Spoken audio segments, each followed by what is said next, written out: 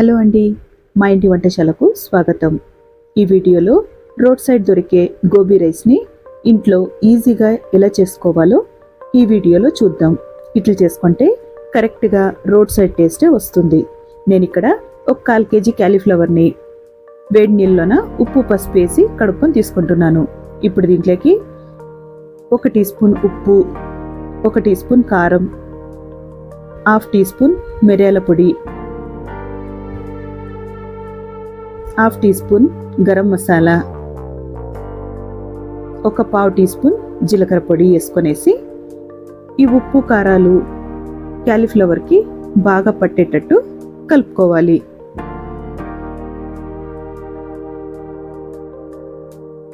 అంతా ఇట్లా బాగా కలిపేసుకున్న తర్వాత ఇప్పుడు దీంట్లోకి 1/2 కప్పు వరకు మైదా, 2 టేబుల్ స్పూన్లు కార్న్ ఫ్లోర్,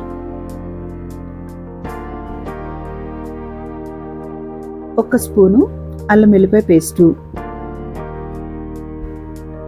2 టేబుల్ స్పూన్ల వరకు పెరుగు వేసుకునేసి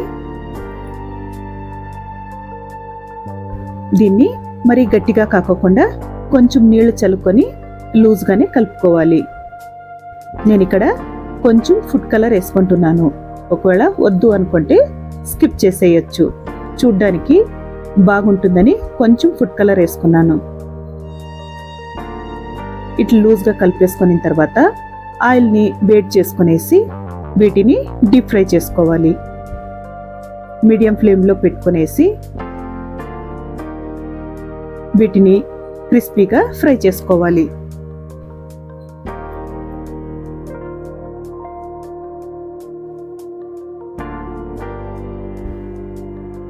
ఇట్లన్నీ బాగా క్రిస్పీగా వచ్చేటట్టు ఫ్రై చేసుకొని పక్కకు తీసేసుకోవాలి.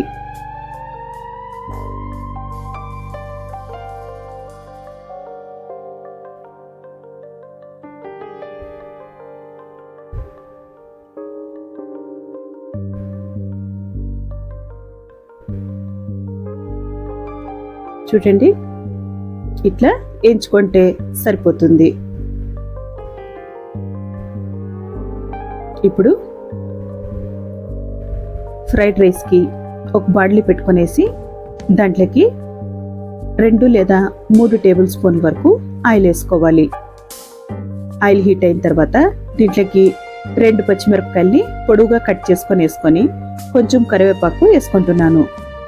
ఈ పచ్చిమిరపకాయలు కరివేపాకు కొంచెం వేగిన తర్వాత దీంట్లోకి ఒక మీడియం సైజు ఆనియన్ని పొడుగుగా కట్ చేసుకొని వేసుకుంటున్నాను.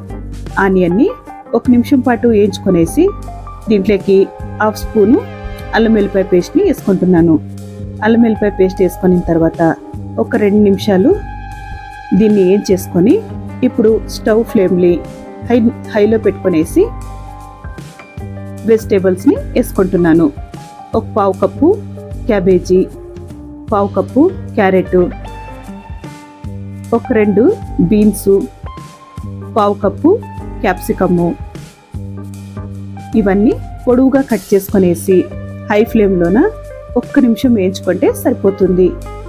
ఫ్లేము సిమ్లో పెట్టి వేయించుకొనేస్తే వెజిటేబుల్స్ అన్నీ మెత్తగా అయిపోతాయి. నూడిల్స్ కానీ ఫ్రైడ్ రైస్ కానీ చేసుకునేటప్పుడు వెజిటేబుల్స్ ఎక్కువగా వేగాల్సిన అవసరం లేదు. 1 నిమిషం అట్లా వేగితే సరిపోతుంది. ఇప్పుడు దీంట్లోకి వేయించి పెట్టుకున్న క్యాలీఫ్లవర్ని వేసేసుకొనేసి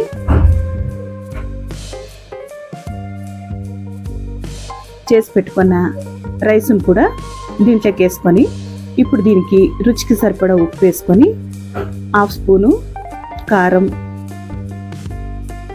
1/2 స్పూను మిరియాల పొడి, 1/2 spoon garam masala, 1 spoon soya sauce, 1/2 spoon vinegar వేసుకొనేసి ఇప్పుడు రైస్ని బాగా కలుపుకోవాలి.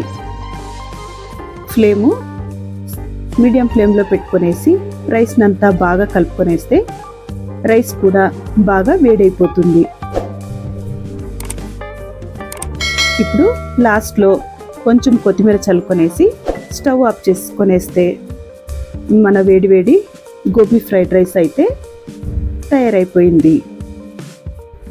ఇక దీన్ని సర్వ్ చేసుకోవడమే. ఇట్లా ఆనియన్ నిమ్మకాయతో సర్వ్ చేసుకుంటే ఈ గోబీ రైస్ చాలా టేస్టీగా ఉంటుంది. ఈ వీడియో మీకు నచ్చితే లైక్ చేయండి, షేర్ చేయండి, సబ్స్క్రైబ్ చేసుకోండి. మరో వీడియోతో మళ్ళీ కలుస్తాను. ఉంటానండి.